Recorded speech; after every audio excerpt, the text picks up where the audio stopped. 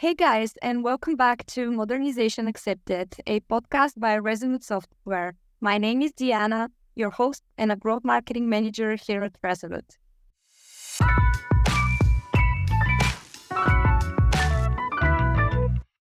Today we are in for a treat as we explore the role of demand generation, a topic that is personally quite close to my heart.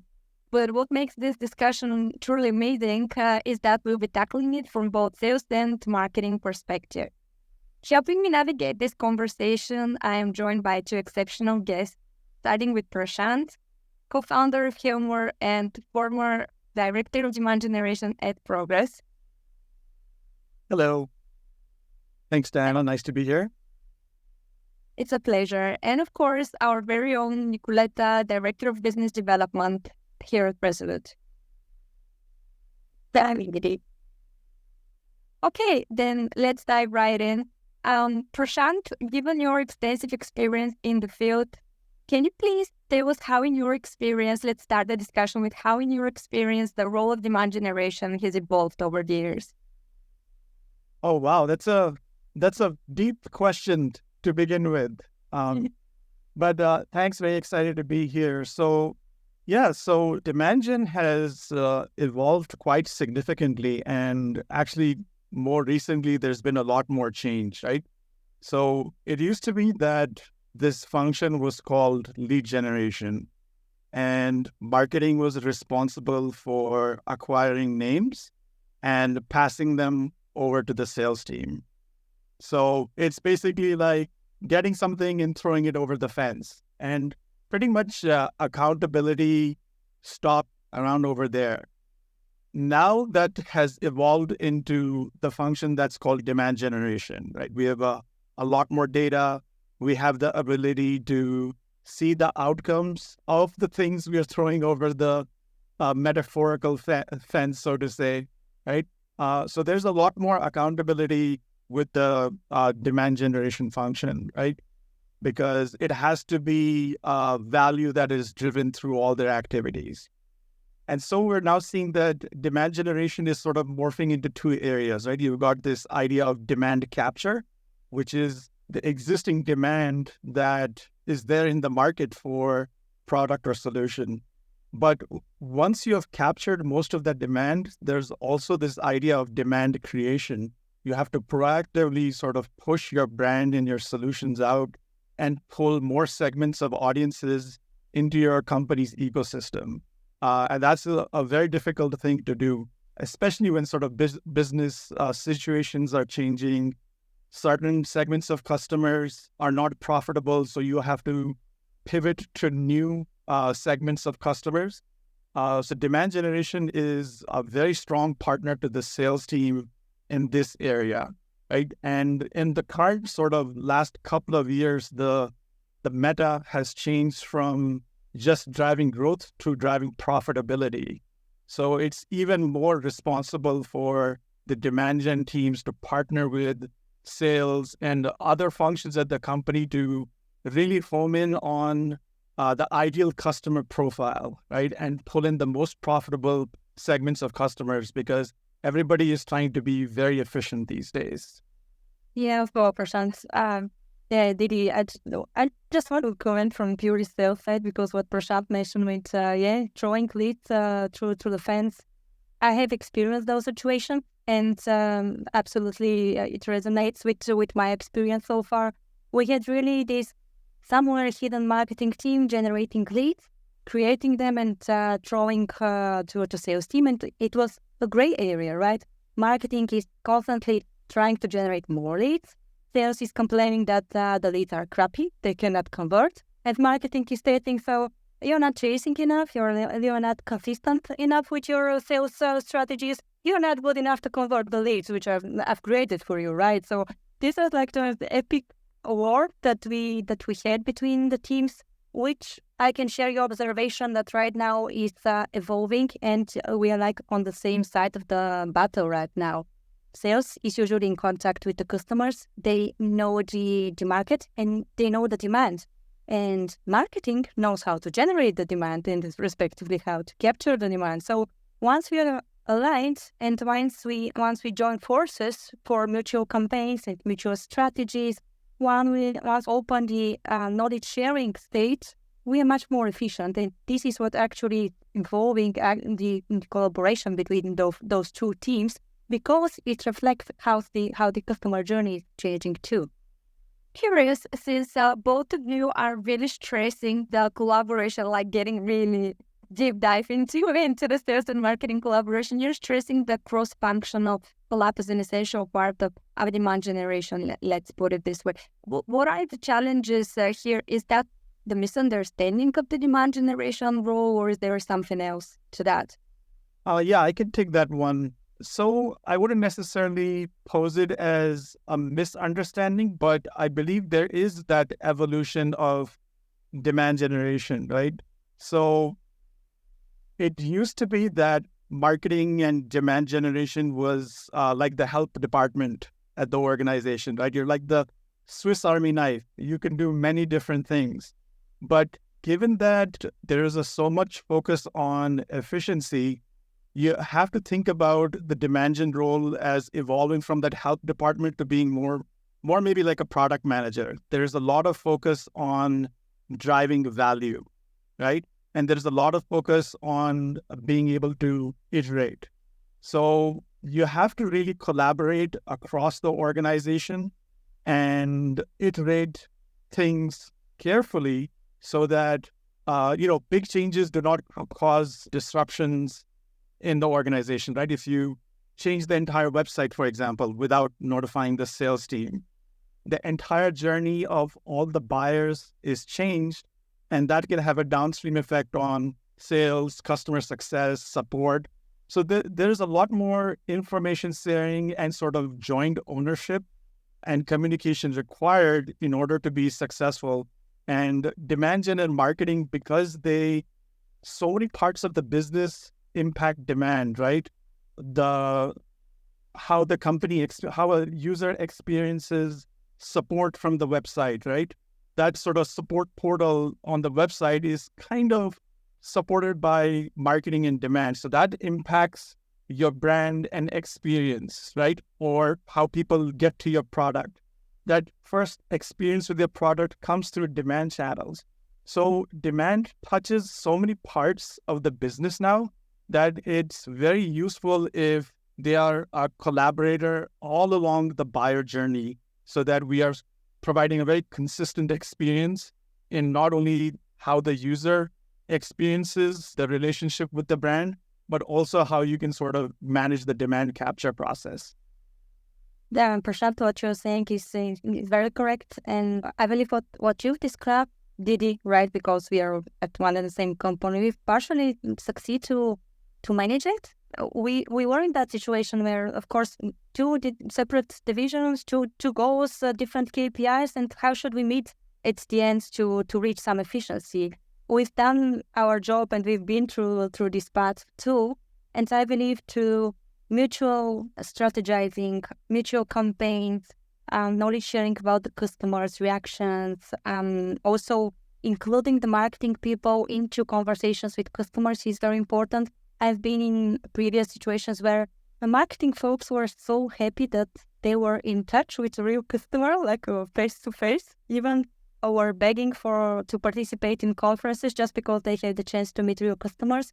Otherwise, the marketing team is really isolated and is working with a theoretical demand, theoretical ideal customer profile. And absolutely agree with you. This is absolutely changing right now. And I believe this is the efficient formal and what works right now. Didi, do you have something to add? Yeah, I completely agree with both of you. It feels like the demand generation role currently is like becoming a bridge between multiple divisions. And why is this so important is to shrink the gap between the expectations as well. Because in the very beginning, you were discussing how the sales and the marketing were kind of like in a clash, because they are following different types of targets, different types of KPIs. It is super important to have full transparency, regular feedback loops, so that the expectations are set correctly on both ends.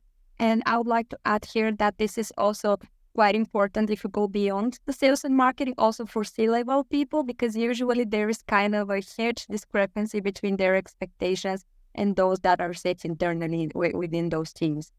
There is also another thing that I wanted to add here is that alongside the evolution of demand generation, we are also observing a shift from strictly outbound approaches and techniques to the rise of inbound marketing.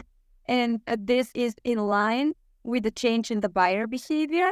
So from strictly seller-dictated dialogue, we observe a buyer-empowered research process. And this is also super important when it comes to cross-collaboration between the different teams. Nikki, can you elaborate more on that from a sales perspective? How is that changing the buyer behaviors, altering the sales cycle and the communication with the marketing and demand in particular?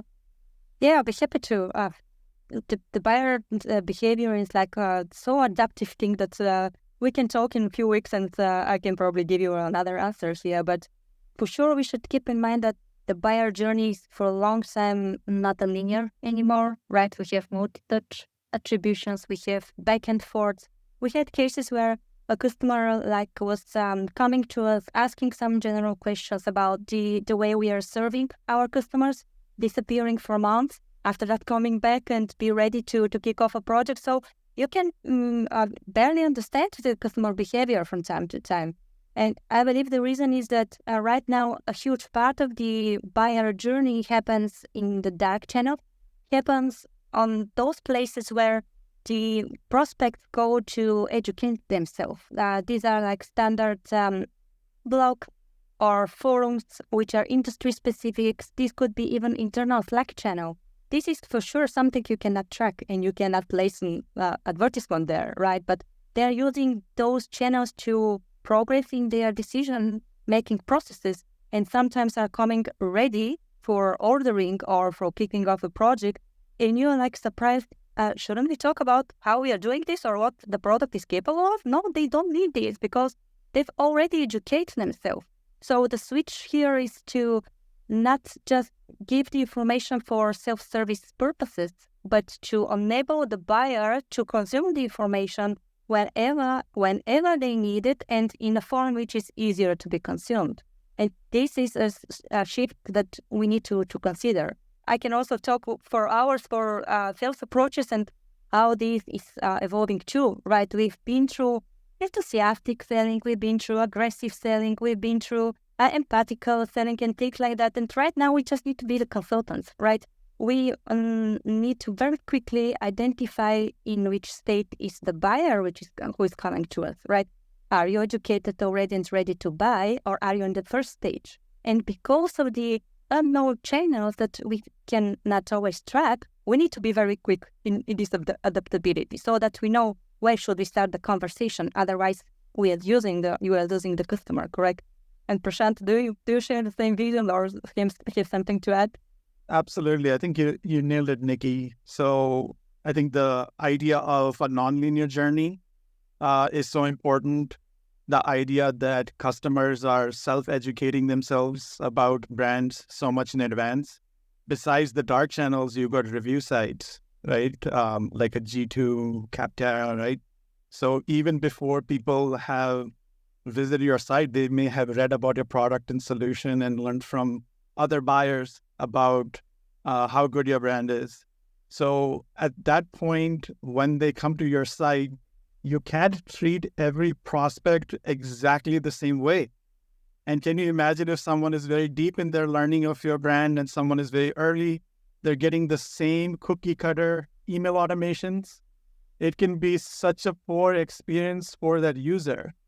And that's where sort of data comes in and can sort of assist us with sort of understanding at least as much as we can how informed the buyer is and then assisting them to make their purchase, right? And I think all good sales and marketing professionals will agree that you either want to qualify someone in or quickly qualify them out because we don't want to waste anybody's time, right? And obviously we have got goals to hit, but just wasting more time and dollars on someone who isn't going to buy is not efficient for anyone. So really it's in the interest for everyone to assist the buyer to achieve their goals. And then if they win, we win. curious, based on what both of you just did, where does that put the sales team here?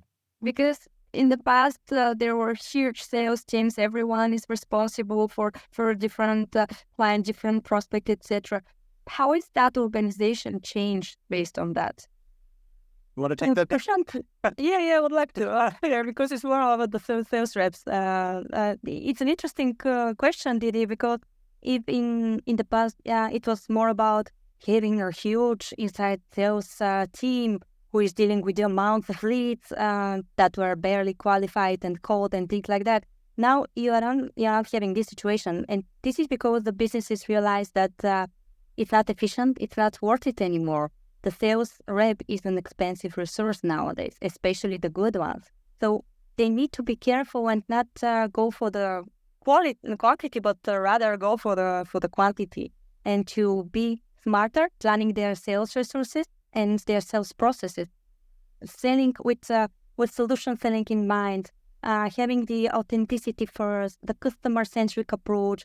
These all change the way the sales team is now structured.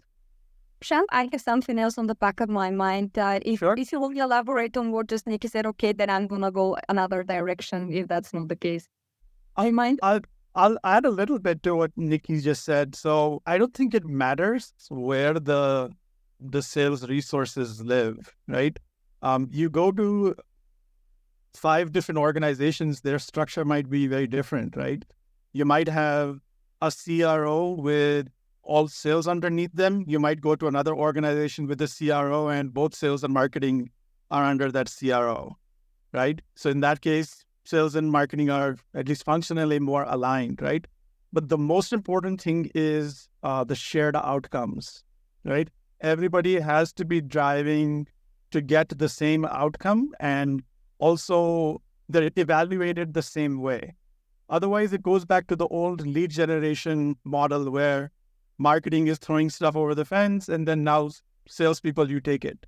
But if there's that shared responsibility for the whole funnel, then there's everybody is driving towards that sort of shared outcome of, okay, are we getting qualified buyers in? Are we getting pipeline? Are those pipeline actually converting into revenue? So that's, I think, the more important answer to the question than where the team members sit.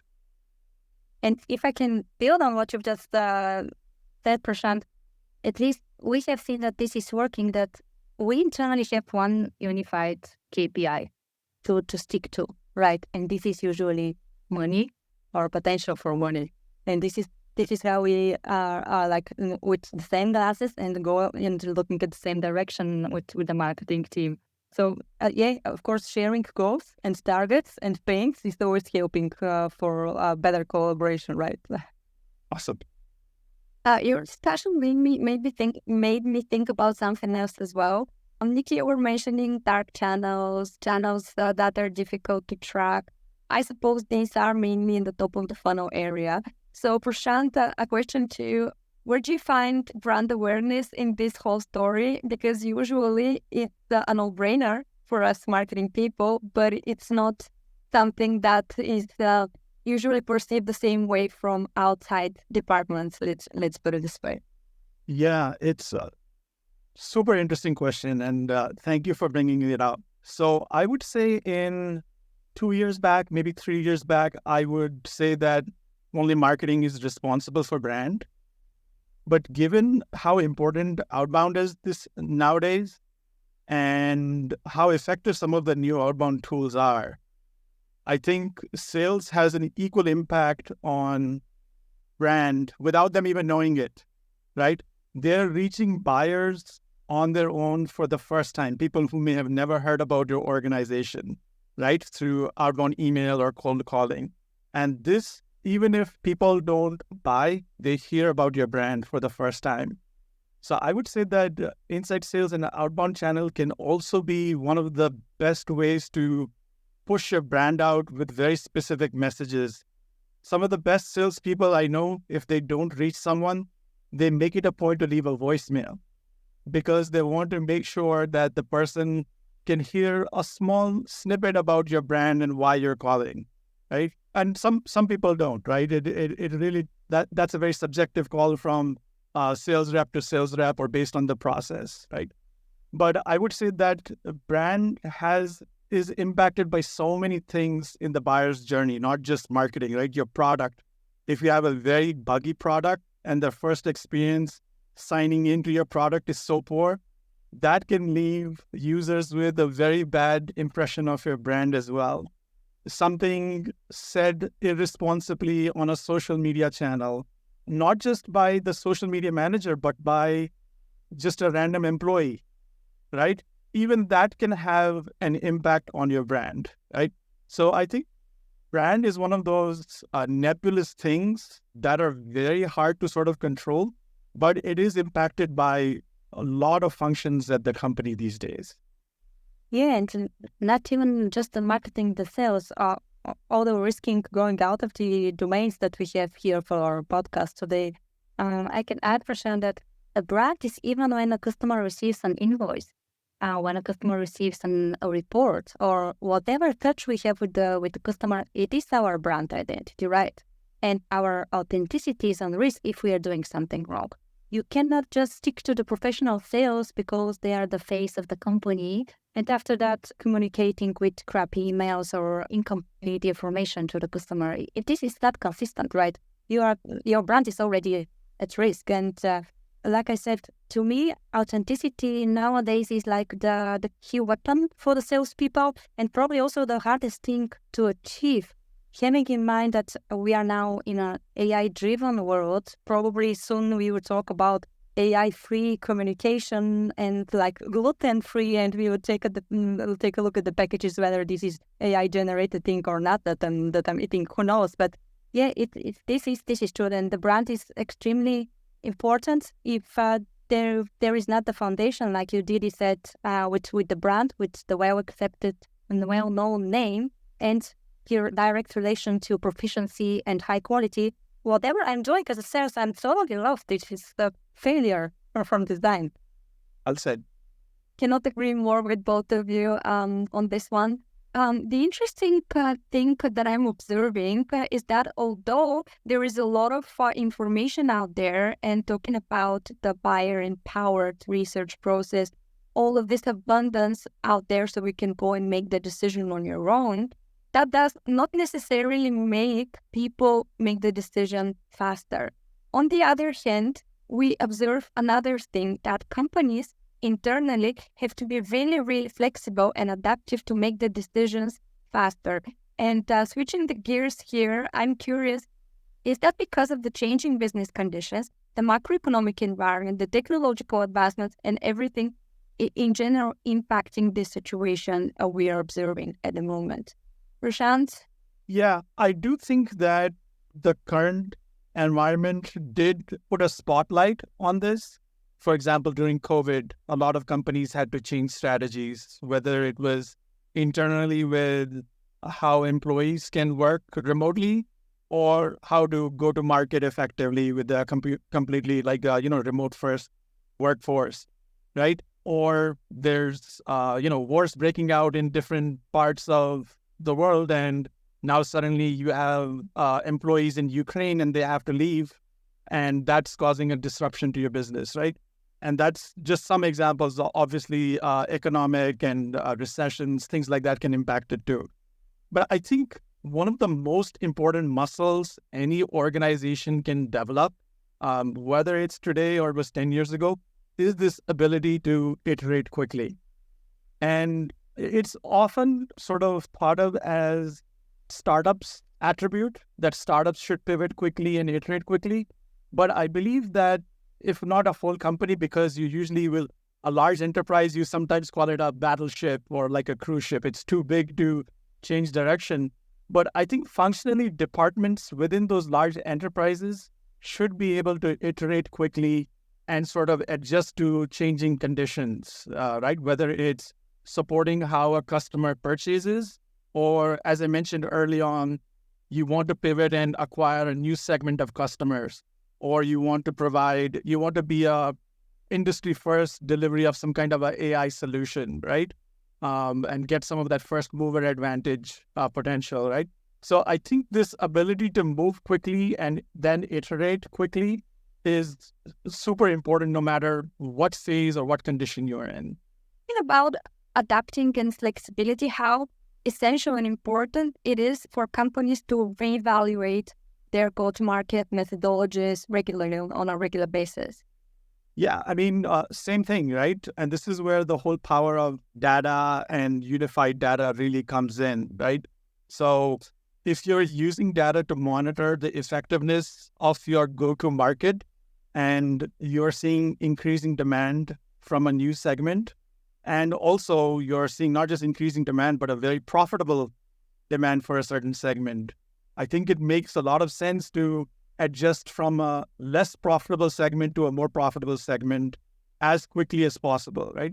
Sometimes those shifts are not easy, right? To go from a very general marketing to maybe a solution or a vertical-based marketing is not very easy because it requires specialized content, specialized messaging. It requires industry expertise, right? So I see a lot of companies saying at the start of the year, at the sales kickoff, they're saying, hey, we're launching this new strategy. But in reality, that's just the start line, and it really is a marathon. So the question is, do you build milestones for yourself, and do you not overinvest too early?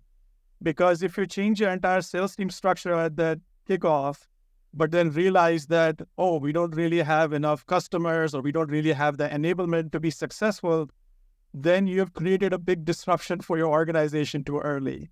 So the question is, can you start small, make a small experimental tiger team, let them test it out and see, and develop the process and how to go to market.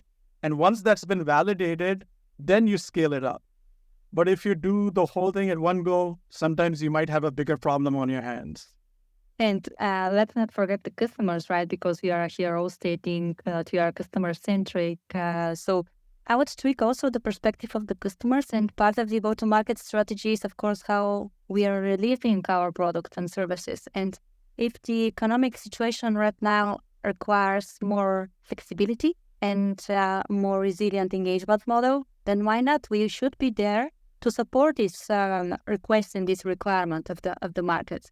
And yeah, it's not necessary to be blue ocean always for what's new we are releasing, but once we are doing our basics right, once we are adaptable, flexible, really customer oriented, but not just like stating it, but also actually proving it with hands-on and good communication, then we are already addressing all these challenges and we're supporting our constantly updating a go-to-market strategy here for sure. And I also wanted to add that we often strive for this predictable revenue. Of course, this is the win for all companies if we can make sure that long term this is a source we can count on for predictable revenue, for recurring revenue.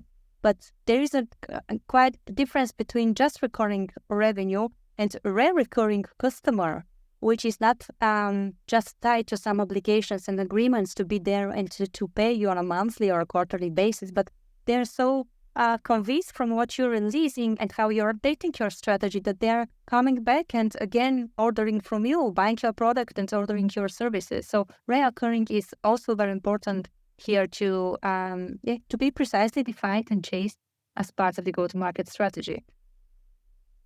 Both of you mentioned data as a very important player of the equation. So I'm interested to see. Of course, I have my say on that particular matter, but I'm interested to how can data facilitate this collaboration between sales and marketing, whether we talk about go-to-market strategies or in general about the overall collab that we've been disinfecting in the past half an hour. Prashant? Sure, I'll take this one first because I work with a lot of data, being on sort of the acquisition side of things. So I think what one has to understand is that the data is more like a referee, and you can have great refs, but you can even have refs that make a bad call, right? So data is never perfect. But what sales and marketing teams need to do is they need to build a unified approach to their data, right? So rather than suddenly discussing outcomes, I think they need to understand the buy process, right? What are the KPIs and outcomes of each step of the process? And once you have those sort of aligned on, then you sort of discuss what are the levers that help you move those outcomes, right? Because having data, great data, is not something that you achieve from day one, right? It's a journey. It takes a long time to get to that data. So once you sort of build your process, your KPI outcomes, and you've identified those levers, then begins the hard work of prioritizing that. Okay, in the first, few months, we will operationalize these levers and start to understand how we can use those levers to drive some of those outcomes. And collecting the data, analyzing it in an iterative way in some cycles to perfect it takes a while. And then once you've done a good job with the first set, then you do it with the next set, right? So it again requires a lot of sort of collaboration and iteration to optimize, right? But at the end of the day, sometimes you also have to use common sense.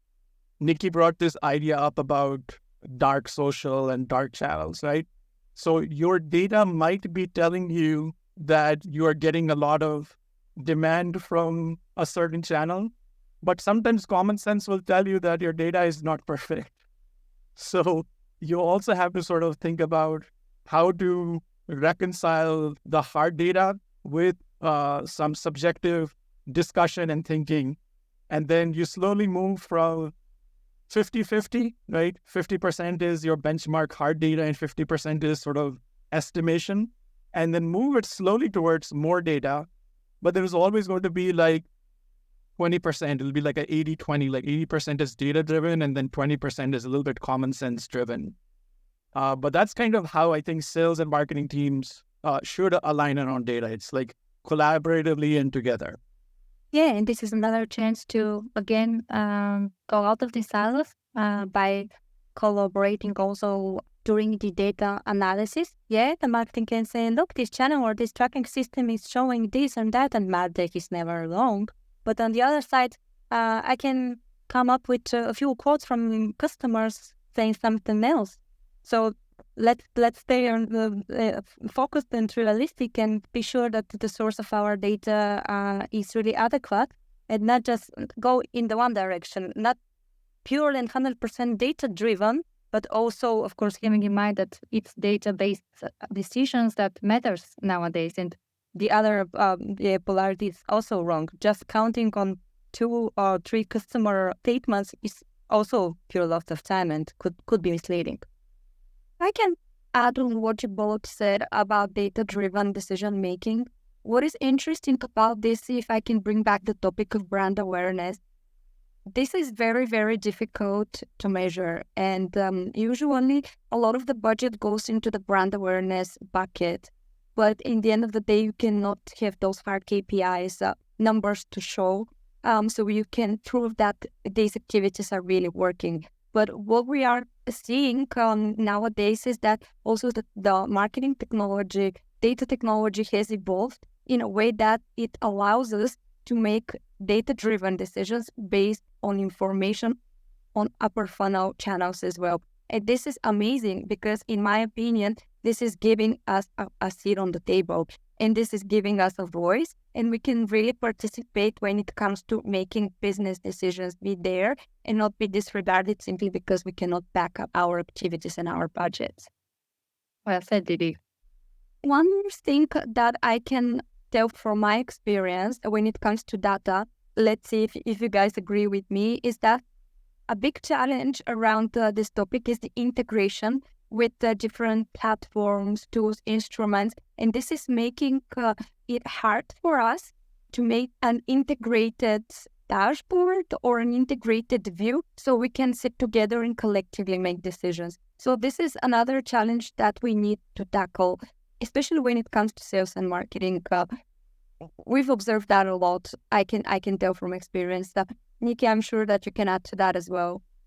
Absolutely, and I'm so happy that we do have internally these dashboards, and thanks to your experience, Didi, we've gathered both worlds and somehow managed to unify the single source of truth for the data And this is coming from the sales CRM that the sales organization is using. This is coming from the analytic tools that the marketing team is using. So we have everything on the same place, and this is helping enormously when we have decision making and when we are working on upcoming strategies. So cannot agree more with you.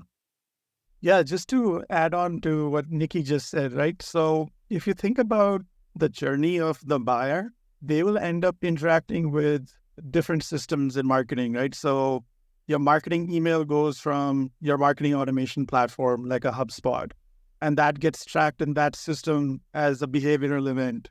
And then your outbound or your sales follow-up emails might go from one of those outbound platforms, like an Outreach or some, Sales Loft, something like that. And that behavioral event happens in that platform. So I do think the onus is on marketing and sales to sort of build a cohesive data strategy to pull all of those behavioral events into a single place. And that's by user, but that's also by organization, right? And this includes events that can happen within your product, which can sometimes be one of the biggest silos, right? Because there's all these sort of go-to-market motions that companies are using today are overlapping, right? Your product motion, an account-based motion, your traditional sort of people-based motion. You do have to look at your data different ways, right?